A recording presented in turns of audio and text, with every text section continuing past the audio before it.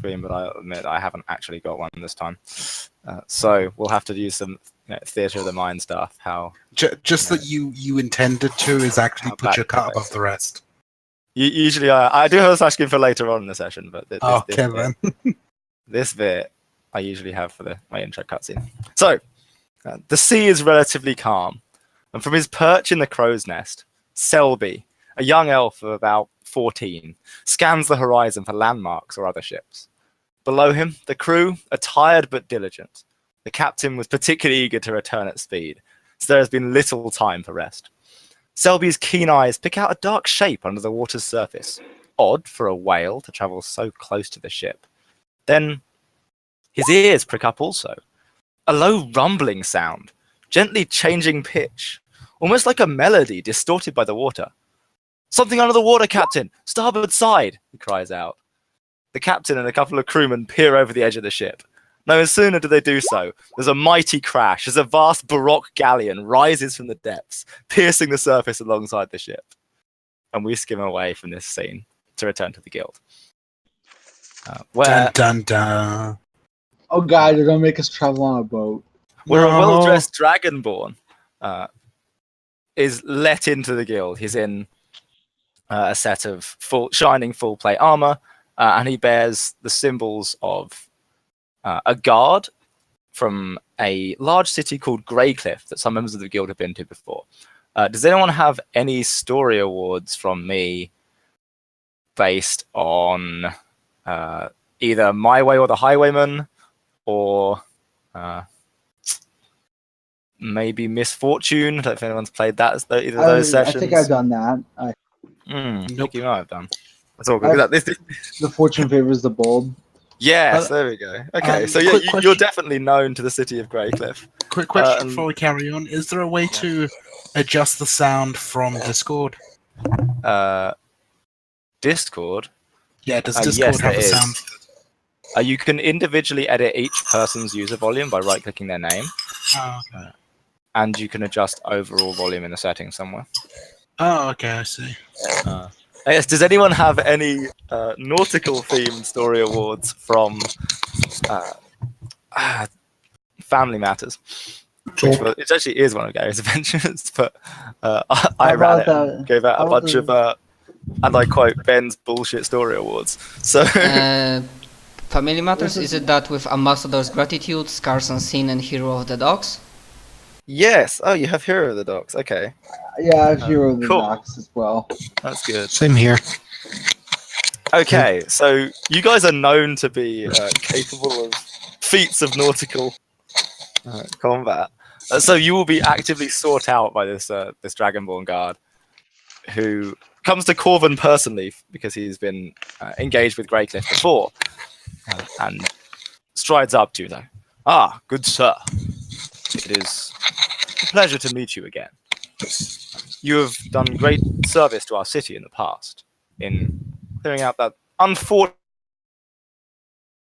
Well, you remember her. "We have need of your services." Well, I say we. One of our merchant houses requires your services. And I am to acquire a group of adventurers to defend one of their shipments that's heading out across the sea. Do I get to ride a dinosaur again? Swords like a dinosaur. No, I don't believe we have any of those. If you have any, that might be a good way of escorting the ship. But I don't think T-Rexes don't can have access swim. to. No. We don't you remember the plesiosaur we went on? Yeah. The Dragonborn guard has no idea what you're talking about. Well, it's this big dinosaur thing with flippers and a long neck that can swim really well. That does sound useful. Unfortunately, I don't know where to find one. Unfortunately, we don't own one. They live in Schultz. We know where dead ones are. Ah, yes, the island. The dinosaur island, yes. Yes. And you have... Yeah. That's please. Far from our shores. I reply with nodding. I believe you haven't told us your name yet. Oh, my name is Draknor. I am a lieutenant of the guard. What guard? In the city of Greycliff. Draknor, Draknor.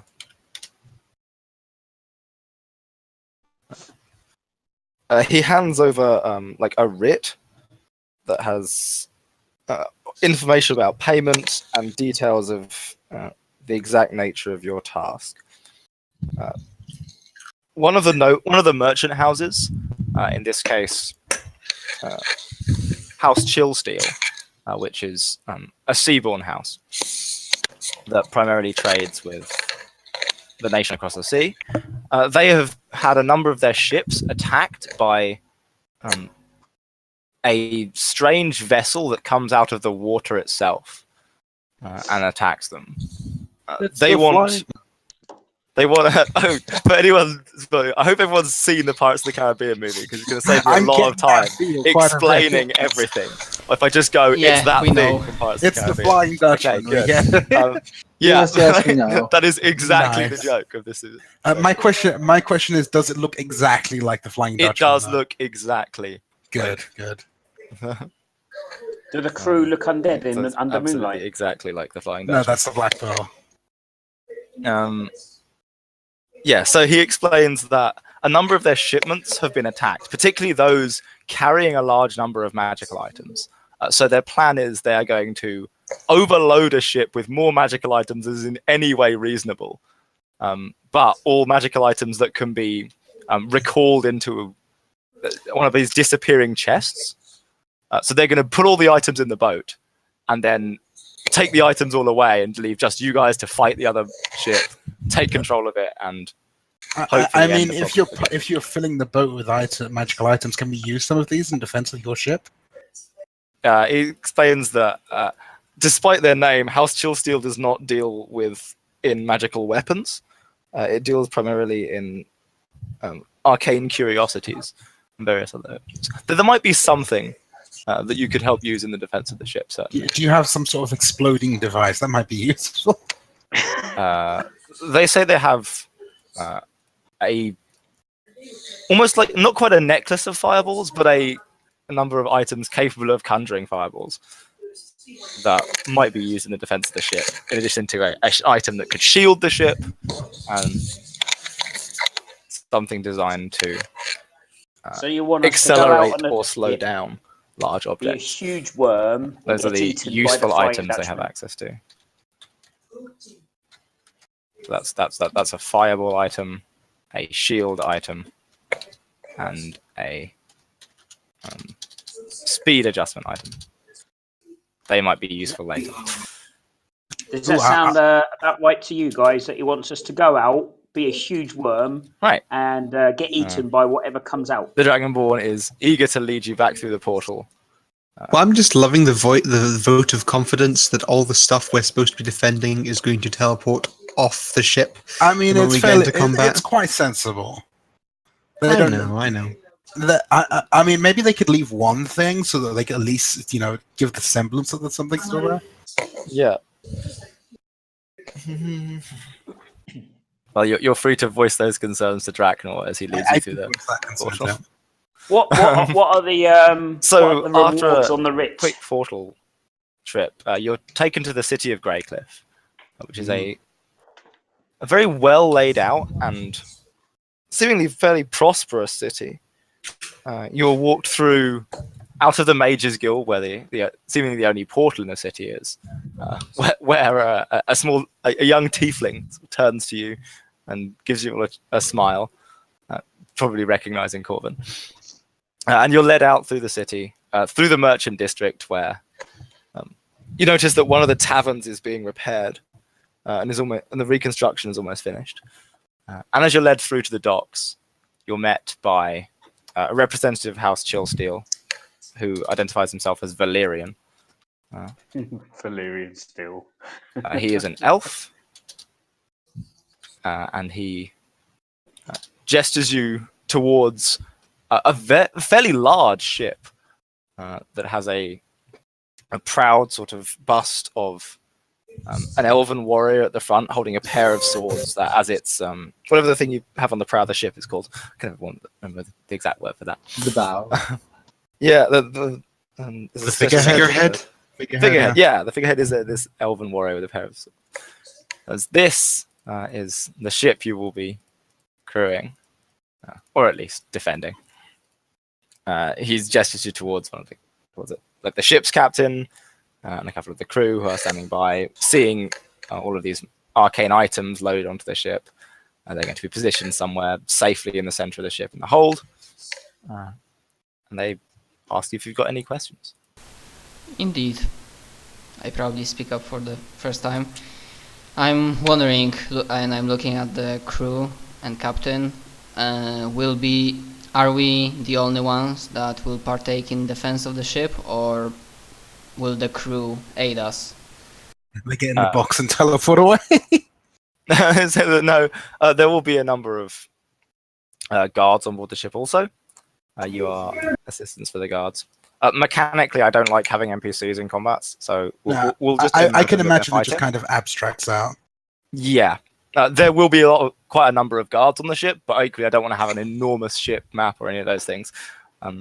If you do get into combat, say that thematically there will be a number of guards fighting along your side. The Dragonborn himself is not going, but he's picked. What seemed to be a pretty tough group of guards to go with you. I mean, mechanically I expected as much, but my character would just ask because yes. You're not going to be left alone. You're not like bait or anything like that, as far as you can tell. Okay, I have a question then. How soon after leaving dock are the ships usually attacked? It varies. The trip across the sea is about a fortnight. Most attacks are occurring about a week in. When you're in the middle of the high seas, it seems like they're trying to keep themselves safe from anyone potentially protecting the coastline. Is it the same spot every time? You're probably going to have a week of travel at sea before you arrive, before you're under any real danger. I will require kegs of fresh water and buckets of soil. Those things can be provided for you. Good. Just out of curiosity, why do you need those things? Have you? Do I look like I eat your food? Well, I don't know. I don't exactly. You didn't exactly identify yourself. So, what exactly do you need? Fresh earth and water. He's a hound. I remember. He's a hound. I am a dryad. I am a tree spirit. Cool. Yeah, he doesn't like salt water. Okay. Any more questions? I think one player asked, and I don't think you heard. He asked if the ships are attacked at the same spot. I think it was something along the lines. Not quite the same spot, but usually after about a week, and within like a couple of days of the 7th day of travel. So basically, after a certain point, like about it looks like there's sort of an area that this ship is patrolling. Is it a generally specific area on the sea that pop comes out at? He gets a map out for you, and then just sort of draws this arc around the ship. And so that we've tried sending ships in a number of these routes, but it seems that it seeks him out regardless. Maybe it's the depth that it needs. That would make some sense. If the ship is going to dive underwater. Have there been any survivors? Sorry, you cut out. Is there a question? Have there been any survivors? Yeah, survivors. I'd imagine so. Mm-hmm. I didn't get a question there. Is there anything like that? Have there been survivors? He asked. He explains that yes, not many. Not many at all. But at one point they sent 2 ships at the same time, and one of them sort of scuppered itself in an attempt to slow the other ship down, and the other ship managed to escape with only minor damage and some cargo stolen by boarders. However, the survivors are on the other side of the ocean. That's how they got the report of what the ship is like and behaves, but they're not available for questions. I'm going to keep a copy of that map with the exact description Barry pointed out. Certainly. I will have one more question. I look at the others and I look at my equipment. Well, I don't really have ranged weapons, and I'm just wondering, do we gonna have like equipment needed to board the other ship, or? I mean, I have some experience in combat on the sea, but not too much, to be honest. I think they're probably gonna board us.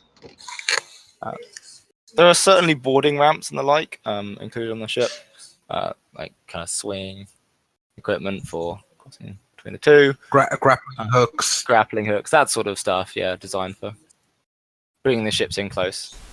Yeah, my small It looks like suggestion. it's actually a converted warship. Yeah, my small suggestion would be like, in case anybody goes overboard and is still alive, like some sort of rope ladder, so he can. Some sort of airfield life preservative. Yeah, there are life preservers on the boat. That is a thing. I also have something for that, just in case people fall into water. And it does that for you. Have the attacked ship actually finished their journey? Are we all prepared? Ben, did you hear the question right now? Just now? No. I guess you're just not hearing someone. Yeah, then you are not hearing one of the players because I heard him. I will say you all should probably stock at least one potion for water walking. So Doug, try again. Hello. Okay, got you. I'm gonna really say maybe you guys all should have bought like a potion for water walking just in case, to like 40 GP. You know, just so swimming doesn't have to become an issue.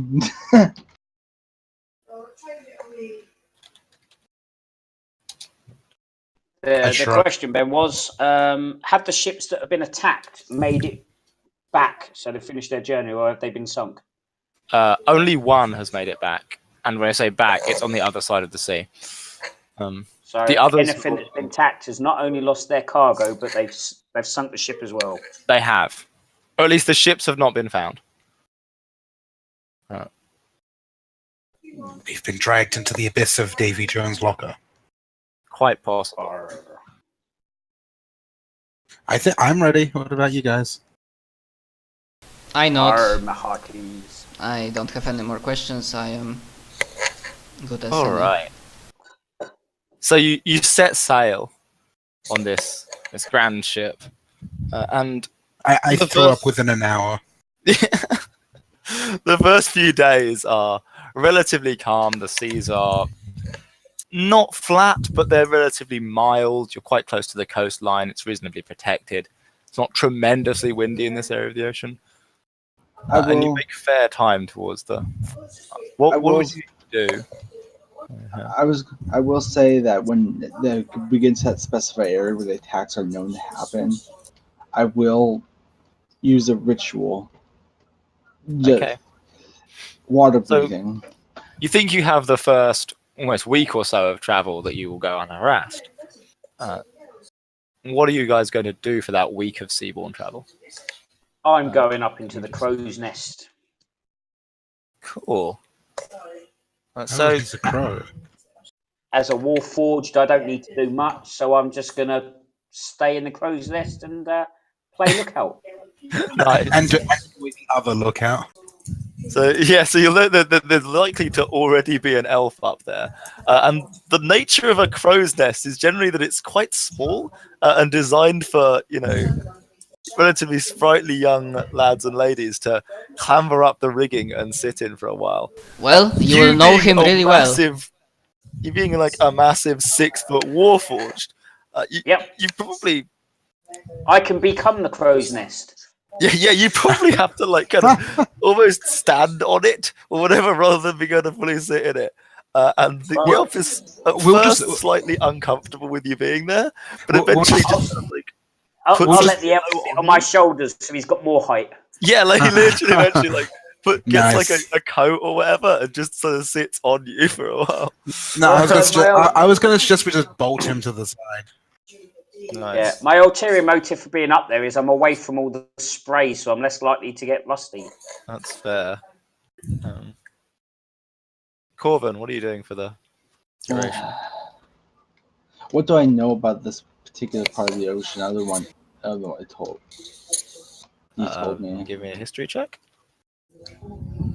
Okay, history.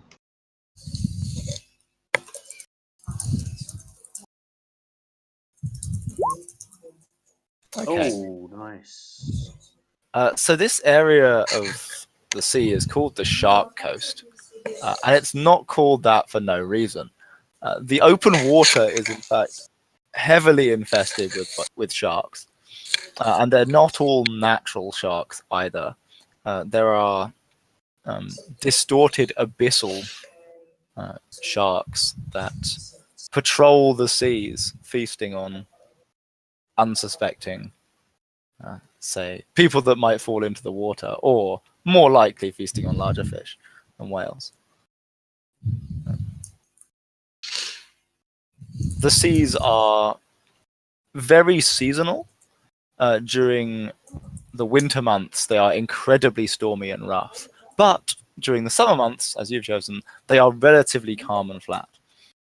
A result meaning it is alternating between very dangerous and relatively safe for ships to cross these waters. That is, of course, if they're not being hunted. At the start of each day, I would like to cast Tensor's floating disc and ride on that instead of the ship. So you're just trying to get rid of the seasickness. Yes. Yeah, that seems like a great plan. Hey,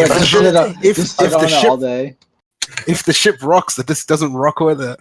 I'm completely okay with that. Could you give me an Arcana check for how excellent your take? Oh yeah, I should probably see how much of me it can carry. Yeah, Or how many people. It won't be able to carry me, but maybe I could cram on some extra people. Let me read. Nice. 26. Okay. Yeah, so I can carry 1,000 pounds. So you make this like excellent floating disc that you position yourself on, and you're able to finally shake yourself free of this constant rocking and waving on the boat. I look much happier. Yeah, great. I'd like to point out just quickly that we've got a enemy ship that's targeting magical items, and you've just probably created the biggest fucking magical item in the middle of the ocean. I mean, your whole ship is literally loaded with magic items. Come at me, bro. That's all I come at me, bro. If you want to be technical, it's not really a magic item. It's a lot of magic energy. But they're not really detecting magic items, they're just detecting magic, I get. But once they get on here, they're not going to have like a magic sensor going, where's the magic? Like a dowsing rod. You're actually much more comfortable without this. I'll let you have a +2 to your next skill check. Awesome. Can we now roll initiative or anything? Imagine to shake us. No, I mean I was going to, but I don't really like. I'm just trying to make sure everyone's doing something. Theo, what are you spending your time doing? Oh, you know what I always do: tinkering with potions, trying not to make anything blow up. May well send my little Merlin out on scouting patrols. Cool. Arcane familiar. Nice.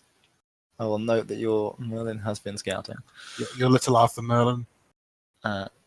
Yes, my little Merlin called Arthur III. Don't ask what happened to Arthur II. That's not pretty. What does he look like? Shark food. Yeah. What does your familiar look like?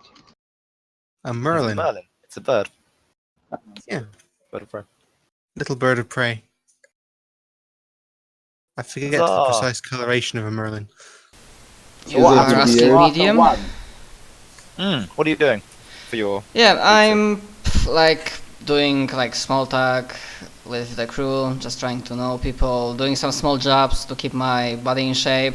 If people want to drink, I'm always happy to, like, I enjoy a bottle of wine or ale. If crew members or other party members want to like do a strong arm contest or anything of sorts, I'm up for that. I'm basically just training and doing stuff, so when combat happens, I won't be like lazy, good for nothing Dragonborn. Excellent. So you remain in shape. Could you note that you have friendship with the crew? If you think that would be helpful at any point during the following skill challenge, you may raise that as a point. So he's limbering up. He's limbering up. Royvid. Robert is about for. He's trying to conserve his energy, so he's just chilling in the shade, resting in his heavy armor. You're resting in your heavy armor. Noted. You You know are he's- well you know- rested. You know he's going to throw you into the ocean when you say heavy armor. Your aspect is well rested. Would you like to ride on my disc as well? Team lazy. Just tell me this. All right. Scary thing is, my Warforged don't need armor. He's just heavy. Who needs armor when you're already made of it? So, you reach the end of the first week, and nothing untoward has happened. But a couple of days after that, Kasich, you're in the crow's nest, and your elf buddy calls out to you that he sees something in the water, far out, sort of on the port side. And there's Right, I'm going to shout down to everyone. We see something. Get your asses ready. Could everyone please roll initiative? As I wanted to get that ritual off. No, I'll never get it off. you said you wanted to cast a ritual when we entered. Yeah, when we got Go into ahead and do danger. that. The water breathing. Who actually needs to breathe? If you don't have a shield bonus, I have a shield bonus to AC. Ooh, nice. I was gonna say, for the rest of the time, none of you really need to breathe. Breathe. Yeah, You can breathe in remember, water now. remember, water breathing tanks takes 10 minutes. You'd have to cast it before we actually Yeah, find a problem. I have. That's why I took the map, so I knew when it would be the proper time to use it. That sounds fine to me. Kasich doesn't breathe. I need an arcane check though for how long. Oh the yeah, give me duration. a kind of check. Water breathing. I don't. I'm too busy relaxing on my disc. That 4 hours. That's pretty good. All right, cool, nice. Now you guys are not in danger of drowning if you would fall in the water. Thank you. 1, 2, 3, 4. I do have water walk, but that only affects one person for 1 I'm hour. missing someone's. Yeah, I haven't done that yet because I was doing the ritual. I'm missing someone's. There we go. That's everyone. Got it. Yeah, I was. Okay. Oh, how perfect. So, Kasich, you shout out to the people below you, and just as you do, the prow of this mighty galleon crushes up over the crest of the waves. It turns, and you see that it's actually facing directly towards you. And you always will remember the Dutchman from Pirates of the Caribbean. Well, it rakes out those trios of 4 guns and points them towards your ship. Oh dear God! It looks like it's beginning to fire. The crew below you are moving into a blind panic as they position the cannons to return fire, and they realize that they're likely outmatched due to the way it's positioned itself. Obviously, being completely invisible until its surfaces lets it get a positioning advantage. So you have two main aims. One is to get your ship into a position where you're not getting raked by these guns and unable to return fire. And 2 is to bring yourselves close enough that you're able to board the ship and do all of this without falling overboard or getting killed by cannon fire, whatever's coming towards you. So how about Kasich leads us off? What's your plan? Right, I'm the music perfect. as I'm looking out at the crow's nests anyway. I decide to stay up there because I've got the height advantage at the moment, and I'm going to shout to the captain. Aim straight for him. It's the narrowest part of the ship, making us the smallest target. All right. You call out battle orders. Do you want to give me some sort of skill check? I don't know what that is. Diplomacy. Yeah, I mean it's like military tactics. You want to give me like an int roll? Like, I'll give him intimidation roll. Sure. Yeah, if you want to try and intimidate the captain, that seems like a plan. 19. Yeah. Okay. Totally. We're playing AL7, right? Let me just quickly check the adventure DCs. Yeah, what's the DCs? Yeah. Oh, well, there we go. So our DCs for this skill challenge is 19. So you exactly nail it.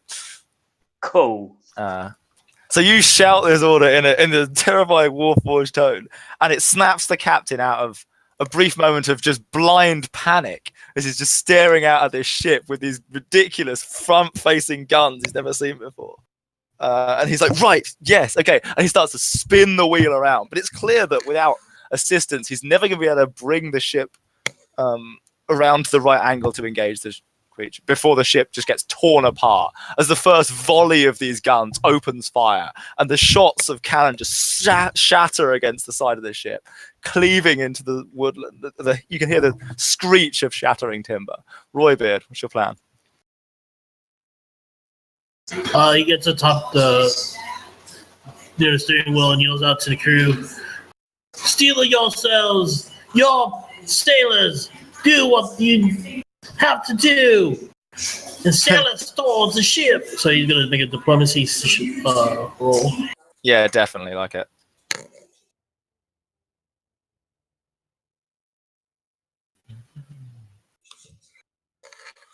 Give me a diplomacy check for inspiring speech. Oh, Nice. boom! Excellent. So these various crewmates that have seen you, spending the whole time relaxed, have realised why you're on board as you give them admirable inspiration, set them up to encouraging them to keep moving as fast as they can to attend to the various moving. And they start to swing some of the bits of the rigging around. The sails inflate all their size. They catch more of the wind as you begin to spin the ship around towards the ship. You're now sort of starting to face towards, I'm just going to call it the Dutchman, facing towards the Dutchman as the shots continue to rain in towards you. But you've now presenting slightly less of a target as you're starting to close in. Nazar. Okay, so does the captain still needs like power of muscles? Because you said something along the lines that he's not panicked, but he will need like help with steering the ship? The way that the steering the ship actually works is this enormous wheel is literally connected to the rudder, which has to be pulled through the water.